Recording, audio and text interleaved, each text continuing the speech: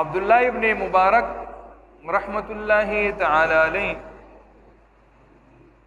دا یو بزرگ او ولی دا اللہ تعالی تیر شوی دی. دا عبداللہ ابن مبارک دا چې کوم نکو د مور د طرفه نو دا انتهایی مالدار او ډیر مال او دولت او ډیر باغونه او جایداد دا د موجودو. د نیکه سره یو مزدورو په باغ کې به ولا مزدوري کوله. د هغه نوم مبارک. یو ورځ د دې بادشاہ د دې مالدار سړي میلمانه راغلي دي. کله چې میلمانه راغلي دي نو عموما خلک داسې کوي چې یاره د چا باغونه یې ځمکې نو د خپل میلمانه هغه ځمکو ته یا فارم هاوس وغیره دې ته بوځي چې یاره لږ خوراکو کی کلاوزی کی وګرځي. نو دې مالدار سړي د خپل میلمانه د ځان سره روان کړه چې یاره زو زمونږ باغونو ته د انار باغونه دي، انار به مخرو جوس به وسکو او زمونږ باغ به وای نه په دې لاره باندې د مالدار سړي د میلمنو ته د خپل نوکر صفت شروع کړي. یاره زما داسې خادم دی، نوکر می دی، ډېر ایماندار دی او ډېر ماشاءالله په ایماندارۍ باندې کار کوي، ډېر ماهر دی، په دې بوټو پوهیږي، په دې هر څه باندې پوهیږي. میلمنو مو اورېدلي چې زه صحیح دی چې میلاو شو سره جواب یې نو کله هغه بخت راغلی دی نو د مالدار سړي ورته وایي چې هلکه مبارکه مونږ له انارونه راوړه، میلمنو ته پیش کا، خواږه خواږه به وګورو. دغه مبارک نومي هلک دې تللی دی او د باغ نه اناران ناشکولي دي چې هغه یې کټ کړي دي. نو دا مشر مالدار سړی ورته ښکاره شوی دی، مړه ته په خوږ او په تریو نه پوهېږي، دا خو تریو دي، زه ته یم خواږه پکې وګوره، د دې نه پکې لږ غټ وګوره، اتلې دې نورې راشکولي چې کله ورته پیش کړي دي چې دا واله چې کټ کړي دي هغه هم تراوه. هغه مالداره سړي ورته مسلمانه ستا ما دونه تعریفونه وکړه دوته او زما هغه تعریفونه دې غونډ پسې نه وکړه، زما هغه تعریفونه دې غونډ پسې نه وکړه ځکه چې دوته ما وي داسې دی داسې دی، ته خو په انار هم نه پوهېږې چې خوږ کم یو دی او تریو کم یو دی. نو هغه نوکر مبارک ورته ډېر عجیبه جواب ورکړ. وی امیر محترم، مشره، مالکه، آقا، تازه په دې باغ کې نوکر کړی، ما خپل نوکر دې ساتلی، ما د دې دپاره دې نه یم ساتلی چې زه به میوې چې کومه چې کومه میوه پکې خوږه ده او کومه تروه ده، په ما دې یوه دانه هم حراموي. ما ستا د باغ دومره خیال ساتلی دی، تا بوټي وګوره، تا ما ته څونه بوټي حواله کړي که یو بوټي پکې کم یې زه ذموار یم.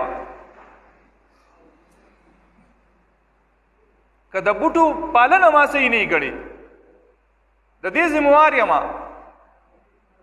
لاندې ځمکه وګوره، که ځمکه صفا نه وي د هغې دې ذموار یم. لیکن ما تر اوسه پورې چې څونه موده ستا خدمت کړی دی ما یو انار نه دی سکلی، دا به ما حرام دی، دا به ما حرام دی، دا زه نشم خوړی. کوم مالداره سړی چې هغه سر د فخر نه اوچت کړی دی، وایي وملې د ما درته نه وي چې زما داسې ایمانداره نوکر دی، زما داسې ایمانداره نوکر دی. دا مشر سړی دا کوم مالدار چې دی ډېر زیات خوشحاله شوی دی. او د خوشحالۍ نه دغه نوکر ته ویلي چې ته به نور په دې باغ کې نوکري نه کوې، ته دې سګي سړی نه یې، ته به زما سره په محل کې او په محل کې به زما سره کار کوې. وی ټیک ده جی، زه خو نوکر یم چې کوم ځای راته وایي هلته به خدمت کوم. محل ته یې راویست، په محل کې به کار کوو، خدمت به یې کوو. دا مالداره سړي ته ډېر زیات خوشحاله. یو ځل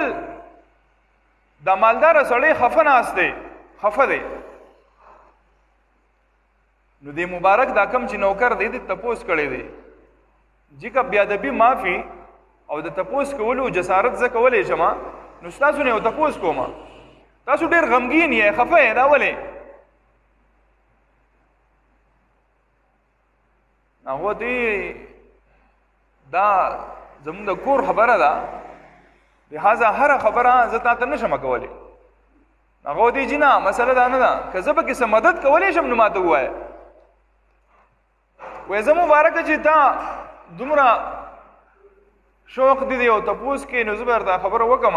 ځکه چې ته ډېر نیک سړی، ښه سړی. زما لور ده او د لور رشته راځي، دنیا خلک یې تپوسونه کوي، د بادشاهانو بچی راځي، د وزیرانو بچی راځي، مالدار خلک راځي، ځمکو او جایدادونو والا راځي، تپوسونه یې کوي چې زه پکې د خپله لور چاله ورکړم. په دې سوچ کې د مبارک ورته وایي چې دا خو ستاسو د کور مسله ده، خو زه به درته دیني مسله ووایم. نبی علیه الصلاۃ والسلام فرمایي چې تاسو رشته کوئ نو د دیندارۍ په بنیاد باندې کوئ. مونږ خو مال جایداد ته ګورو که نه، پیسه ورسره شته که پیسه ورسره نشته، نوکري شته که نوکري نشته.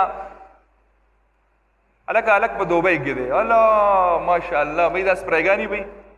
او دا جوړې او جامې او دا کالي او دا هر څه به راخوشي، ځکه چې هلک په دوبۍ کې دی. زمونږ د دوبۍ پسې ورکو او هلته د هغه ویزه ختمه شي، چې هغه به کلي کې کښېني چې بیا صرف شرونه یې بیا ګیلې کوو یاره بھیا چې نه م ورکړي دا خو بلانجه اورېدلي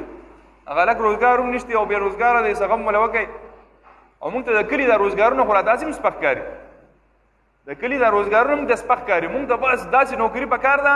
چې زه به د سعودي والا اوښان ساتمه، ګړي او بزې به ساتمه، د کور ډریور به یم او ډریوري به کومه، خو به صرف بس بهر ملک ته مې واړوه.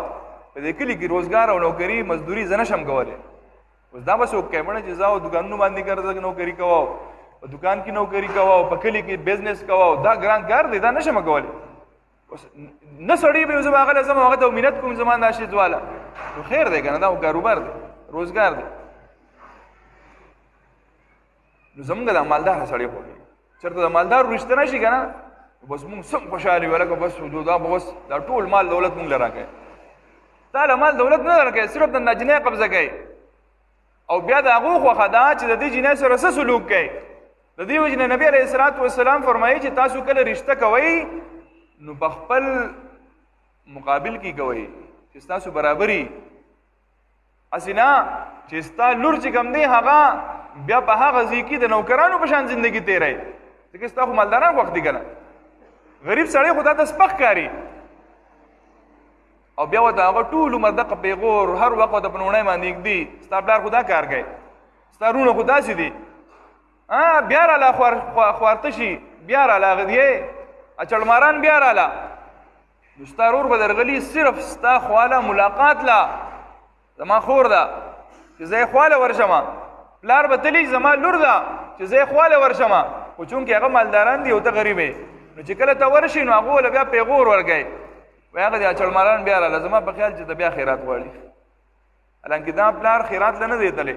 دا رور خیرات له نه دی تلی، دا تره او ماما خیرات له نه دی تلی، لیکن د ده نه غلطي شوي ده د رشتې په وخت کې چې د خپل برابر نه دي کتلي. دی په مالدارانو پسې ګرځېدو، مالدار سړي ته بیا ته چمچې نه هلې وایي چې زما یو رایې ده، مبارک ورته وایي. وایي څه رایې دی دا؟ وایي رایې مې دا ده چې دینداره سړی وګوره، اخلاقي سړی وګوره، چې ستا لور به ټیک ده چې نهره به وي، ټیک ده چې پیزار به صحیح نه وي، کپړې به صحیح نه وي، لیکن خوشحاله به وي، سکون به وي ورته، راحت به وي ورته.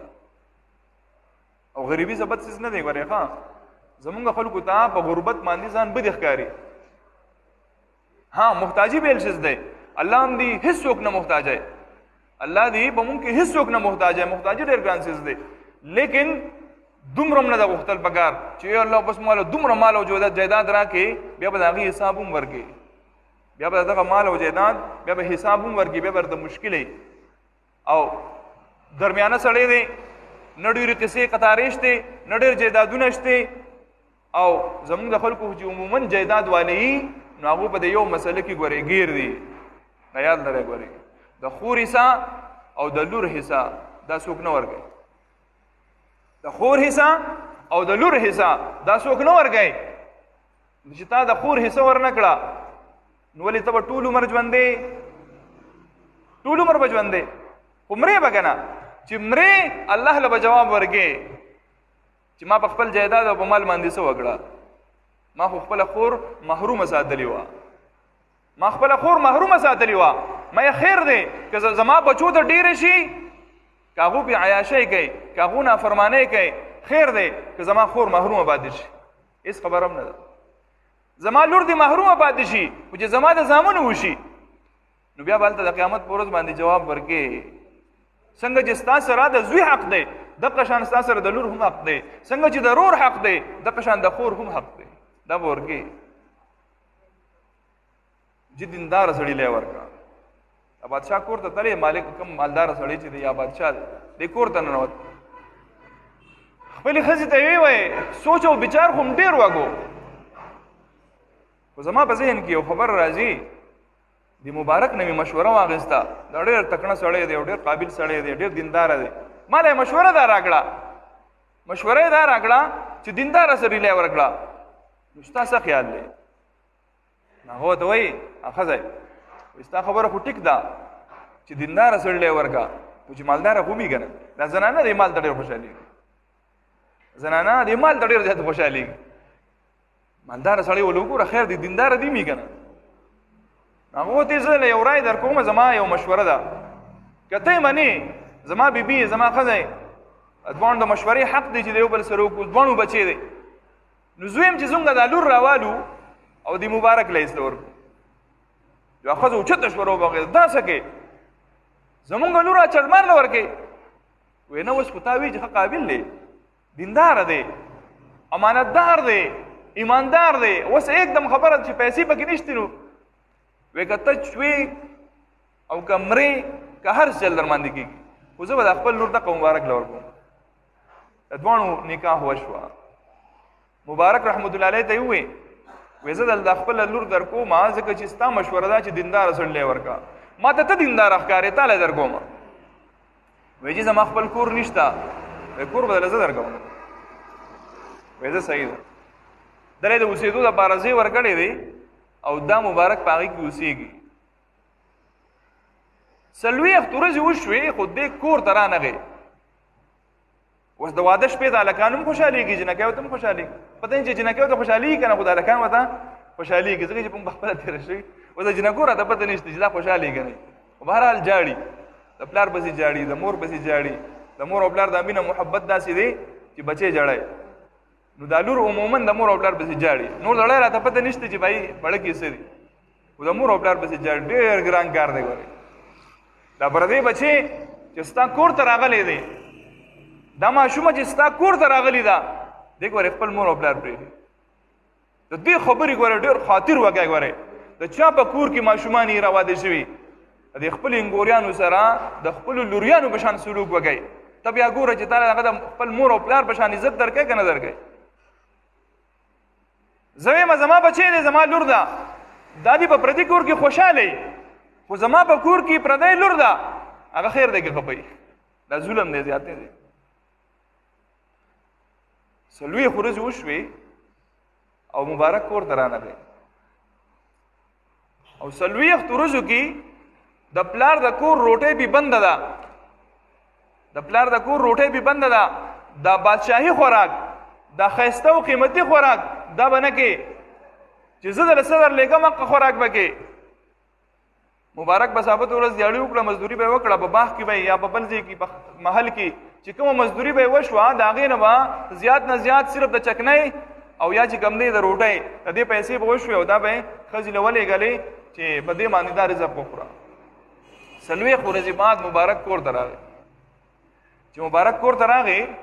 نو هغه ښځه یې ورته وایي په ژړا شوې تا عجیبه خاوند دی، تا سره زما د احساساتو څه پروا نشته. زما پلار خو وی چې دیندار او نیک سړی دی ورکوما چې ته به خوشاله یې، تاسو وروره ماله خوشحالي راکړه. 40 ورځې ته زما خواله رانلې او نن 40مه ورځ ده چې ته رالې. دا 40 ورځې ګوره ما هغه نعمتونو کې وخت تېر کړی و، د پلار کره مې د عیش او د آرام وخت تېر کړی و، ښایسته روټۍ او ښایسته خوراکونه به مې کول، پل فروټ به مې خوړه. نن ګوره تازه چې کم دی په وچه روټۍ او په چکنۍ او په دال په دې څیزونه دې وساتلم او بیا کم از کم خیر دی که خوراک کمزورې دی، خو ته خو به مې خواله راتلی که نه. هغه دی وایي ښځې خبره واوره، زما خوښه یې، زما د سره مینه دی، محبت مې سره دی، خو دا 40 ورځې تا زما نه تپوس ونه کړو چې ولې نه راتلی. د هغې وجه دا وه ستا پلار یو مالداره سړی دی او مالداري هسې نه راځي. ما ته شک و چې که خامخا و پکې څه حرام یي. مونږ ګورو که نه په دې کلي علاقه کې کم سړي چې حلاله مزدوري کوي چېرته د سره ګاډۍ چا ونه لیدو، چېرته د بنګله آباده نه شوه. او چې کم سړی آیس او چرس او پوډر خرڅوي ماشاءالله ښایسته ښایسته کورونه، دا ښایسته ښایسته ګاډي، خلکو د به خوله کې هسې اوبه راځي هلکه ماشاءالله دا ښایسته کاټن به یې اغوستي خو دروند. او ته به وایي چې هلکه ماشاءالله دا خو اوس د حج او د عمرې نه راغی. او دا خلک زموږ دا خلک به داسې لوټونه سره السلام علیکم جی څنګه حال دی ښه خیر دی جی الله مو خوشحاله کړي جي مهرباني. بس دې تاسو جی مونږ هم بهر ځای کې صفت کوو چې ماشاءالله تاسو ډېر ښه خلک یې. هلکه مسلمان هغه چرس خرڅوي، آیس خرڅوي، پوډر خرڅوي او ته ورته دا سلامونه دا غرب دې ورته جوړ کړی دی څه چل دی پکې دله هم خوله خوږی که نه ورکوي وله.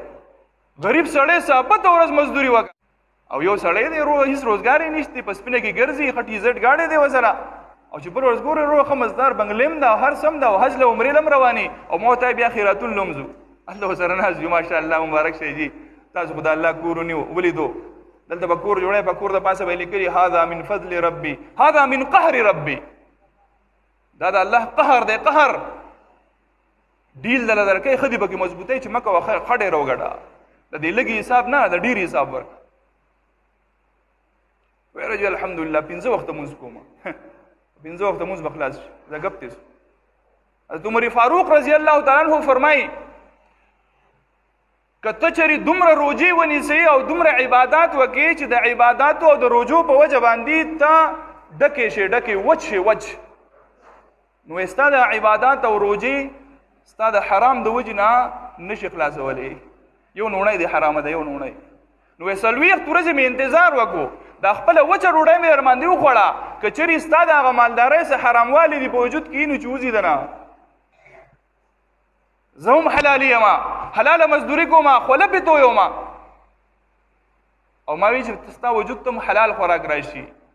دې وجې نه وایي دا پارامي خوراک نه دی دا چرګان دا پارامي چرګان وایي دا په کور کې یو څو ورځې وساتئ چې دا حلال خوراک دې ورشي.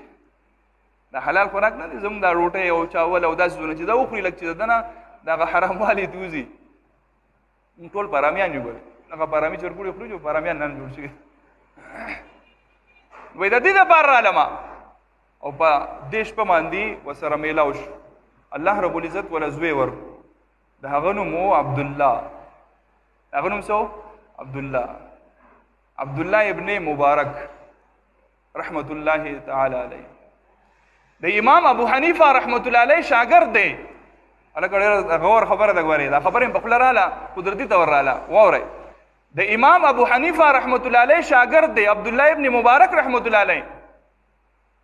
امام المحدثین او د امام بخاری رحمت الله علیه استاد دی. پته نه تاسو په دې خبره پوهیږئ که نه پوهیږئ. د امام بخاری رحمت الله علیه استاد دی، د امام نسائی رحمت الله علیه استاد دی او د امام ابو حنیفه رحمت الله علیه شاګرد دی. او نن سړی راپاسي بخاري منمه او امام ابو حنیفه رحمت الله علیه نه منمه. څومره بدبخته یې ده د استادانو استاد یې نه منې او شاګردان منې. څومره بدبخته یې. امام ابو حنیفه رحمت الله علیه مقام وپېژنه، مرتبه وپېژنه، عبد الله ابن مبارک رحمت الله علیه په شان کسان دغه شاګردان دي سپلای وته سمای پیزار وته سمای او تا ته امام ابو حنیفه رحمت الله علیه سپکاری توبه واسه د خپل عمل عبد الله ابن مبارک رحمت الله علیه چې کله پیدا شو نو دا مور او پلارې دوانه مشوره کوي وای ماشوم هو شو خو زمانیت پیدا دی چې زی وارث رسول صلی الله تعالی علیه وسلم کما یعنی عالم دین دی جوړ کما ستاسو خیال لې وای زما هم دغه خیال لې لیکن هغه مالدار سړی چې کوم هغه وفات شو چې کله هغه وفات شو نو دا عبد الله چې کوم د مور او پلار دومره سلويق تورزي دیو بل سره میلاوي شوی نو د دې لپاره چې حرامه چرته یو غذا لاړ نشي ماشوم په حرامه پیدا نشي او زموږ سره پروام نه وری ښا جامه حرامه پیزار حرام خوراک حرام اسکاک حرام او دواګانې غوړم وینه قبلي اسی به قبول شي دا ماشوم په د مال د ډیروالي د وجینا په عیاشو کې ونخت او عیاشې شروع کړي لوفرای شروع کړي ملګری لوفران شو ملګری ډیر ضروری دی غوري د خپل ماشومانو فکر وکای د ورارګانو فکر وکای د خورینو فکر وکای چې د هغه ماحول چرته غلط خونه دی لوپرانو سره خونه ګرځي عبد الله ابن مبارک رحمت الله تعالی علیه په دغه مجلسونو کې ورغه او حد تر دې چې نشه شروع کړه شراب بیسکل یو شپه شراب سکی شراب وسکلا او کې ناست سره خو دی دی एकदम دته د غیبونه आवाज راغی आवाज وته راغی الم یعنی للذین آمنوا ان تخشع قلوبهم لذکر الله آیا وسه پوری د مؤمنانو د لپاره هغه وخت نه دی راغلی چې د دوی د زړونو د الله د یاد نه ویریږي نو एकदम را پاسید او وی لبیک الان ولنه دا وخت دی کنه راغی او فورا توبه وستا پلار لراغی مبارک رحمت الله علیه پیسې وسره ډیرو الله ولا ورګړی و داغه نیکنه وته پاتې شو وې چې مال پیسې راکې زه به کاروبار کوم لاري وته خبره ده چې لو پرونه اوري والا هم خو ته عالم جوړ شي خو ته کاروبار کول غواړي پیسې والا کاروبار وکا سړی لاړو پیسې د پلار نه واغستې ورکو ډیر مدبات راخکار شو چې کله کور مخې ته راورسېدو نو په خوا به دا خچری به یا خراب و په دې باندې با سورلی کېدا نو په دې باندې بارونه اچولي و هغه بارونه راتش کړه په کټ کې کټونه وته سم کړو او باغې د پاسه یو ټاټ خور کو بیا د کور دروازه وټکوله پلاری وروت الکه بچیراله ست تجارت دی وکړو سدي وکړه ته ډېر موده غیبې وای او بابا دون غټ تجارت می کړې دا زمام ګټه د وینا ماشاءالله بچیا ګټه دی کړې دا واقعي تخکارا کسې دي هغه چې ته ترپالو چت کو ټول کتابونو وزتلې وما د علماو په سی بګرځیدم چې په کم ځای کې براته محدث میلاوي دو چې په پلان کې کله کې محدث ته او دا غسر یو حدیث دی زبر هغه پس اتلم او ما به حدیث لیکو او دا دونه کتابونه میرا وړه ما بابا خرچه سره وس ختمه ده نور هم حاصل ول غواړم وې زه بچي خرچه کوا خدای دې د ګټي تجارت دی دا وګه لوی عالم شو ډیر لوی عالم شو یو ځلې دا حج سفرو قافله وسره تیار ده او حج ل روان دي ملګری وسره دی او قافله روانه ده یو علاقه ته ورسېده د مرګور لزی ورکه دا غون خالی دی دا کې تاسو رامخ کې شي چې د مرګور ته زیوش او بل بیان ولړ دی بیان زی ورکه ملګور په دې کې هم ثواب دی کې دې ثواب نسو خبر شو چې بل مسلمان ته زی پرې خودلو باندې الله تعالی څومره خوشاليږي ویاړه به د خوشاله نه و چې دومره لوی اجر او ثواب صرف معمولی په زی ورګول باندې حج ل روان دي ملګری وسره دي قافله د پیوزي کې ودرېدا چې کله ته ودرېدا نو عبد الله ابن مبارک رحمت الله علیه د ملګرو ته زر اعظم او داسي بهر ته وته چې وې کتا یو ډیران دی هغه ډیران د پاسا مرداره چرګ پرته د مړه ده یو دوه ماشومان دي هغه رااله او د چرګ راواغستاو پترخ کې کړه او سیده لاړې چونکی په شریعت کې دا حرام دي مرداره ده عبد الله ابن مبارک رحمت الله علیه په دو پسې شاته ورپسې شو روان شو پسې په یو کور وردن نه شو چې څنګه ورله دوه ور وټکو دا هغه طرفه زنانه आवाज راغی وای تاسو چې دا کم خوراک راوړو دا حرام دی مردار دی دا ولې کوي تاسو ته پته نه چې دا حرام دی आवाज راغی دا هغه طرفه د زنانه وای او ستاد لپاره مردار دی خو زمونږ لپاره حلال دی نن درېم ورځ د چې مونږ څه نه دي خوړلي نه زما بچو خوړلي دي خاون زما مړلی او نارینه مې شتې نه او مونږ حیادار یو مسلمانان یو مونږ ځان بې پرده کولی نه شو نو زما بچو دغه مرداره ومونته او ته معلومات وکړه که ته عالم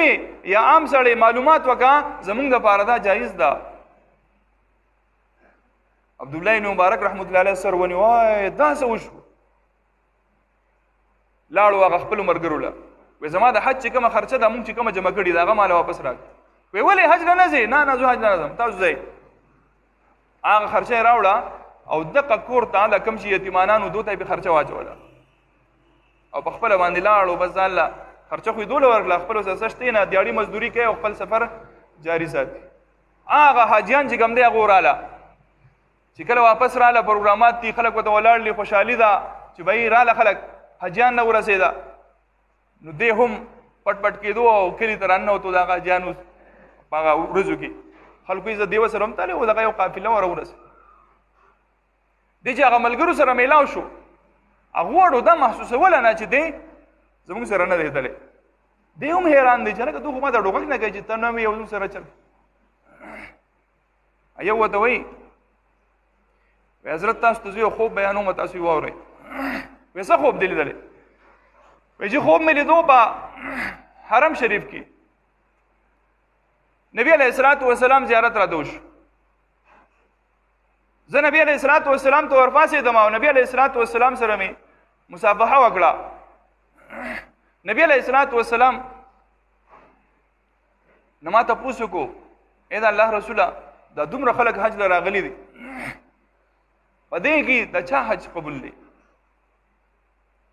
دا خو ډېر لوی دي اولیاء راغلي بزرګ راغلي دي دې کې د چا حج قبول دی وی نبی علیه الصلاة والسلام راته وفرمایل چې دا څونه راغلي د یو هم نه دی قبول دا څونه چې حج راغلي دي د یو هم نه دی قبول یو سړی پکې داسې دی چې د هغه د وجې نه الله رب العزت د دې ټولو د حج قبول کو که نه د دو پکې یو هم د کار نه دی ما تپوس وکړو د الله رسول هغه یو سړی څوک دی ما ته وی چې عبدالله ابن مبارک د هغه د وجې نه د ټولو د حج قبول دی نو زه خوشحاله شوم چې زمونږ هغه قافله یاده کړه یو مو دی چې د الله رسول خو زمونږ قافله ده هغه خو پاتې شوی دی خو حج له نه دی راغلی نو نبی علیه الصلاة والسلام راته وفرمایل چې هغه چې کم حج کړی دی هغه تاسو کې یو هم نه دی کړی هغه د غریب مدد کړی دی هغه د یتیم په سر لاس یې ښودی دی هغه خپل خواهشات دباو کړي دي خپل جنت یې رسته کړی دی خو چې د غریب او د یتیم خیال وساتمه چې کله عبدالله ابن مبارک رحمت الله علیه ته دا ووی عبدالله ابن مبارک رحمت الله علیه په جړه شو بل ملګري ورته وایي نه ته خو زموږ سره وې دا دې څه وایي چې دې پاتې شوی وایي څنګه وایي مونږ چې کله طواف کوو ته خو زموږ سره وې مینا ته ته زموږ سره وې مزدلفه ته ته زموږ سره وې او یاد دې نه شي هغه دا چل چې مونږ کوو دام کول څه ووایم اوس خوب یې لیدلی دی د نبی علیه الصلاة والسلام زیارت ورته شوی نبی علیه الصلاة والسلام ته فرمایي عبدالله ابن مبارکه دا خلک ټیک وای الله رب العزت ستا په شکل کې یو فرشته پیدا کړه او هغه فرشته ستا د طرفه حج کړی ټول مناسک یې ستا د طرفه کړي دي نو دا دی عبدالله ابن مبارک رحمت الله علیه خدا د بنیاد څه دی هغه بنیاد ته موږ سوچ وکړو بنیاد یې دی حلال روزي مونږ حلال روزي مونږ ته ځان بد ښکاري مونږ ته حرامو کې مزه راځي زمونږ تربیت داسې شوی دی هر ځای ته چې ورځې یو کس راته ټلیفون وکړو مولانا صاحب یاره مفتي صاحب وایي په پېښور کې ډاکټر ته ولاړ یم زنانه راسره دي نمبر مې نه رارسي دا کس راته دلته وایي دا کم چې ورسره کار کوي دغلته د ډاکټرانو سره چې اوړي راوړه چمچې ومچې جنالی وی دا راته وایي چې راکړه یو 500 روپۍ جو وس په 1 نمبر کا بابوجي په 1 نمبر وس په 1 نمبر ډایرکټ پور نه وته نو ماته مفتی سے ورکه مله کور ولا نه کوم نو ماته مې خدای داسې حیران کړه چې دې حیران کړم استاد دې څه وې هغه بیا زما سره میلاو شو ماته ویره خبرې و چې هغه 1500 روپۍ مې ورکړې کنه وی بیا نه راشو نه غنوا نه هیڅ بس ډایرکټ ډاکټر سے مخې ته ناسوم او کار مې وشو او سیده رالم خوش شو دا 1500 روپۍ مې ورکړې وې ځکه ک 1500 روپۍ مې دل نه ورکولې نو زما سره څه کېده 22 پر را باندې راتله د کمرې خرچو مې بیلوا د خوراک خرچو مې بیلوا سحری چې به مې بیلو او دا کړهو به مې بیلو او سبام بیا پته نه لګیدا چې بھائی بیا به ګلاس چل کېدو الله رب العزت دې داسې رحم وکي چې زمونږ په دې ذهن کې دا خبره راشي چې به موږ د حلال عادي شو او حلال رزق ان شاء الله ټیک تا لګوي کمزوري وي مثلا یو سړی دی او هغه دالو خوړه خو د حلالو دی او یو سړی دی چرګ یو خوړو ګډ یو خوړو ناسې تاسو څه خیال لیکم سړی په پیدا کې دی یا رب هغه پښتو متل دی وسې ورته ویلې نشم په منبر